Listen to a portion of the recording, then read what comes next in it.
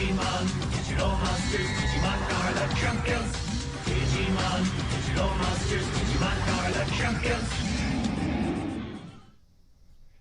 Hey, what's up guys? JJ's Cards here, and today we're going to be going over my Yellow Lordknightmon deck profile.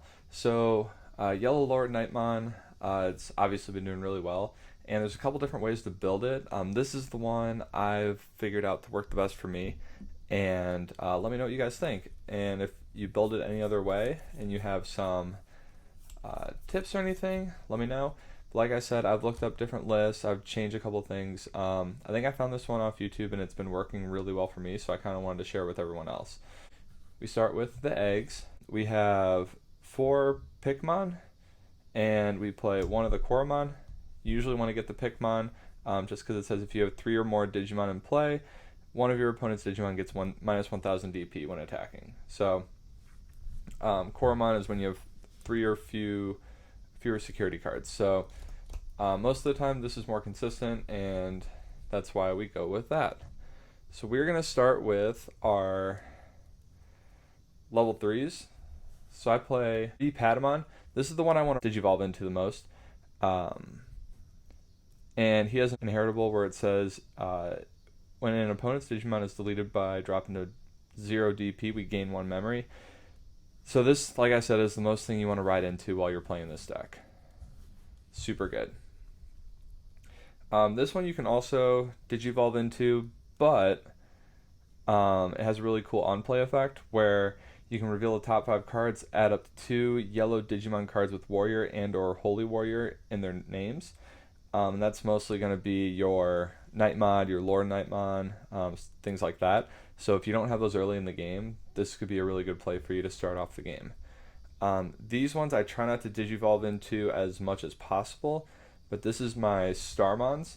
Starmons, this is such a good card. When I first started playing this deck, I didn't realize how good of a card this is until you actually play it. So, on play for each Digimon you have in play, one of your opponent's Digimon gets minus 1000 DP for the turn. This will stack up over the game, and you'll be able to get rid of a lot of different things. So the way I play this deck is I kind of just do as much as I need to do early game to get rid of my opponent's Digimon, and then also build a board presence. And then once you get that board presence, it's kind of hard to get past that. Okay. Next I play Bushi Agumon at 3. This one hasn't done amazing for me. I know it's you can play it off of I believe it is the Anjuwomon and Lordknightmon. You could play it off of either of those, and the reason behind it is you play it for no cost and then it gets rushed so it can attack right away. But I never really have it in my hand, and most of the time I'd rather use the Starmon to get rid of my opponent's Digimon. So I still like it at 3. I don't know what else I would play over it. If you have a suggestion for what you'd play over this as well, let me know. I do play 1 Lucemon. I feel like 1's all you really need to play. You could play this off of Lordknightmon or Anjuwomon 2. And this basically just on play recover 1 from your deck. And it's basically all I use it for. And then it's a 10,000 for a level 3. And then now I'm going to move on to the level 4s. Pretty self-explanatory. You play the 1 Digivolve cost blocker, and then we play the 1 Digievolution cost level 4, and that's just the kind of turbo into your level 5s and level 6s. The other one that I play is I play 2 Gladimon. So these 2 Gladimon, it's on play. You can search your security stack for 1 Digimon with Warrior or Holy Warrior in its name. Reveal it out of your hand if you do recovery +1. So this is just another way to get up to your Lordknightmon and your Nightmon. But I feel like the level 4s are pretty self-explanatory. On to the level 5s. We play 4 Nightmon. This is the best thing, I think, personally. That or Starmon to bring off of Lordknightmon. Unless you're attacking for game, then you might want to go Bushi Agumon. but this has an on play. One of your opponent's Digimon gets minus 4,000 DP for the turn. If you could do this, and then once you have a board presence, stack a Starmon on top of it, you can get rid of almost anything. So this is a really good one to play, and then you have a 7,000 DP, and then you can Digivolve into Lordknightmon on your next turn, which is really good. This one, I play 2 War Growlmon, and it has a Digiburst 2. One of your opponent's Digimon gets minus 4,000 DP for the turn. This one's alright. It's not bad. It's kind of like a Lordknightmon on play or on Digivolve, but it costs 3. This is probably the one I go into the least.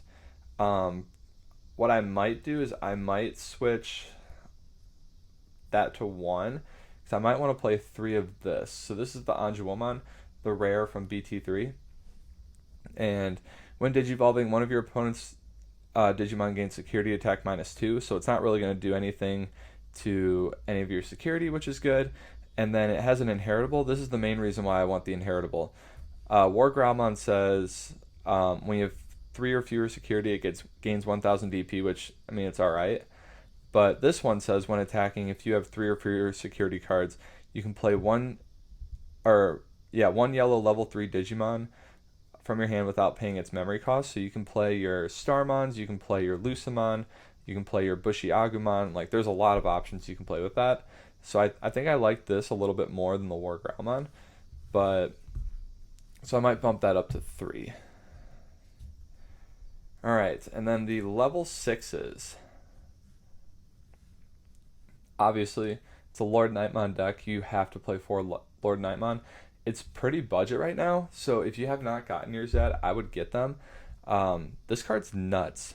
It's when attacking, you can play a yellow level 3 Digimon or a yellow Digimon with Warrior in its type, which is mostly going to be Nightmon, from your hand without paying its memory cost. And then all turns, for each other Digimon you have in play, this Digimon gains 1,000 DP. When I started playing this deck, I didn't read the card, and I didn't think of that second ability that it has. It's insane. So if you have, start building your board and you have like 4 Digimon, this all of a sudden becomes, like, without any other effects, your inheritables, anything like that, automatically 15k, which is insane. And it's really hard to get over once you start getting your board presence. So that's, Lordknightmon, amazing card.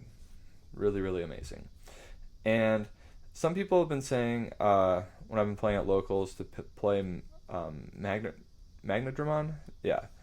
but I have to play slash Anjumon. For being the backup level 6, when Digivolving, one of your opponent's Digimon gets minus 8,000 DP for the turn.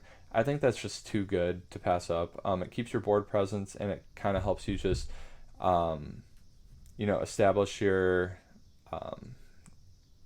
opponent's Digimon. Like, they lose 8,000 DP. Most of the time after a Starmon or something like that, they're done. So that just gives you a bigger, like I said, board presence and diminishes theirs. So I really like this lineup for the level 6s. I don't think I would change that. All right, and then level 7s, I do play 2 of the Chaosmon Valderarm. So Chaosmon Valderarm says, when Digivolving, activate the following effects twice. One of your opponent's Digimon gains minus 7,000 DP. So you can do that twice. So you can get rid of basically anything in the game, which is really nice. And then on deletion, you gain 3 memory. So even if you give them 6 memory, or whatever you set them to, it's worth the cost, because you can get rid of any Digimon in the game, and then they have to build it back up. So they have 6 Digimon, or 6 memory at most, to build back their board that they had, and most likely they're not going to. So this card is really, really good. Now to the Tamers. I only play 3, but I play 3 TK Takaishi. Gotta play TKs in this. TK is so good. If you have, it's a memory tamer, so it puts it to 3. On play, you can look at your security stack, reveal 1 card, and add it to your hand. And if it was a yellow card, which all your cards are going to be yellow cards except the Chaosmon, but recovery +1 from your deck. And just to have that 3 memory every turn is super good.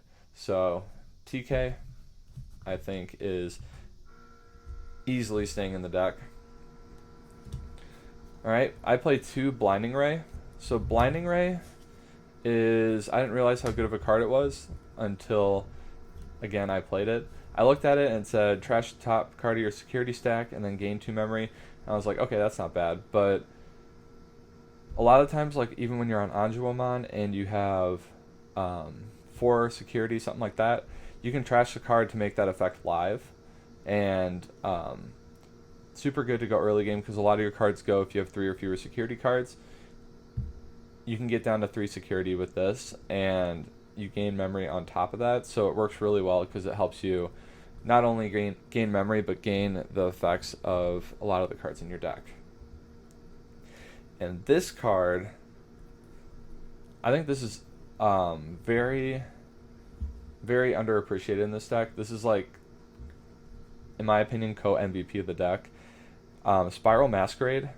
This is so good. It says for each Digimon you have in play, one of your opponent's Digimon gets minus 3,000 DP for the turn. This is so good. Most of the time you're gonna have 4 or 5 Digimon out there anyway by the time you use this, and it's only 4 cost, and you can get rid of either something huge or you can get rid of a couple small to medium things that your opponent has, and it just really helps you with your board presence.